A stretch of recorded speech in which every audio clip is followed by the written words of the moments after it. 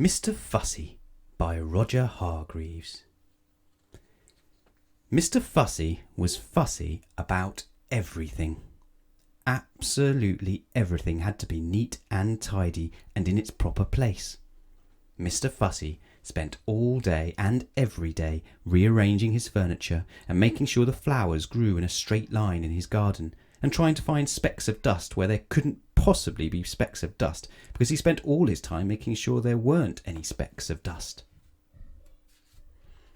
One fine morning, Mr Fussy was having breakfast. He was very fussy about what he ate. He opened the marmalade pot.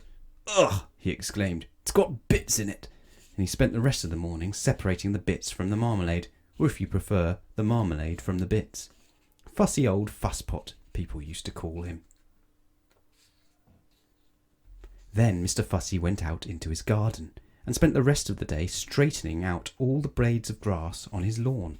Fussy old fusspot. That evening Mr Fussy was in his kitchen ironing his shoelaces when he heard a crash outside. "What to do?" he murmured to himself, and hurried outside to investigate. There, with a broken garden gate in one hand, an old battered suitcase in the other, and a sheepish grin on his face, stood an untidy person. Mr Clumsy. "Whoops," he said, holding up the garden gate. "Came off in my hand." "Who," spluttered Mr Fussy, looking in horror at his garden gate, "are you?" "I'm Mr Clumsy," replied the untidy person, grinning, and he stepped forward to shake Mr Fussy's hand, but tripped over and fell onto the lawn. "My grass!" cried Mr Fussy. "My straight grass! You've bent it!" And he got down on his hands and knees and started straightening the grass. "But who are you?" he asked over his shoulder, "and why are you here?"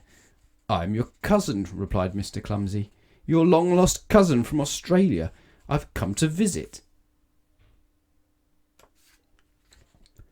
"Aren't you pleased to see me?" continued Mr Clumsy cheerfully, knocking over a flower or two as he got up and picked up his suitcase, knocking over another flower or two or three. Mr Fussy, quite obviously, wasn't pleased to see him. "You'd better come in," he muttered. "I say," remarked Mr Clumsy, looking through the front door of Mr Fussy's house. "I say, what a neat little place you have got here." And he stepped inside and tripped over his shoelaces, he often does, and knocked over a chair and dropped his suitcase and fell in an untidy heap on the floor. "Oops," he said. Mr Fussy shut his eyes and heaved a sigh and groaned silently to himself. Later that evening, after Mr Fussy had cooked them a meal, and after Mr Clumsy had helped with the washing up, 2 broken plates, they sat down to talk. Mr Fussy sat, as he always did, in a neat and tidy fashion. Mr Clumsy sat, as he always did, in a not-so-neat and tidy fashion. "How long are you staying?" asked Mr Fussy. "Oh, I don't know," grinned Mr Clumsy. "A few days, a week, a year, I haven't decided." When he awoke in the morning, Mr Fussy jumped out of bed and went into his bathroom. "Oh no," he gasped. "Oh no." Oh yes, Mr Clumsy had been in there before him. The towels lay in a heap on the floor. The bath was full of water. There were pools of water all over the bathroom floor, and half a tube of toothpaste. What a mess! Mr Fussy made it all neat and tidy as quickly as he could. Then Mr Fussy hurried downstairs. "Morning," said his cousin cheerfully. "I've cooked you breakfast. Sit down." There was an awful mess everywhere. "There we are," said Mr Clumsy, carrying a plate of broken fried eggs, towards the table. "Breakfast." And then he tripped over those shoelaces of his, and then the eggs flew through the air, and then they all landed all over Mr Fussy. Sticky, greasy, yellow, fried eggs. "Whoops," said Mr Clumsy. After a week, Mr Fussy's house didn't look like Mr Fussy's house any more at all. But after 2 weeks, Mr Clumsy decided to move on. "Thank you for having me," he said to Mr Fussy. "It was very nice to see you," replied Mr Fussy politely. But what he was thinking was, "It's very nice to see you going." "Cheerio," said Mr Clumsy, and off he went with his battered old suitcase. "Goodbye," called Mr Fussy, really meaning Good riddance.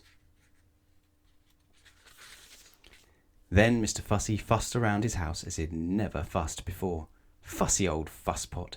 Polishing and mending and repairing and straightening and sorting out and cleaning and putting everything back exactly as it had been before Mr. Clumsy had come to stay. He even dusted the flowers in the garden. That evening Mr. Fussy was in his kitchen, polishing an egg, when he heard a crash outside. "Oh no," he groaned. "Not Mr. Clumsy back again. It can't be. It mustn't be. It isn't." And it wasn't.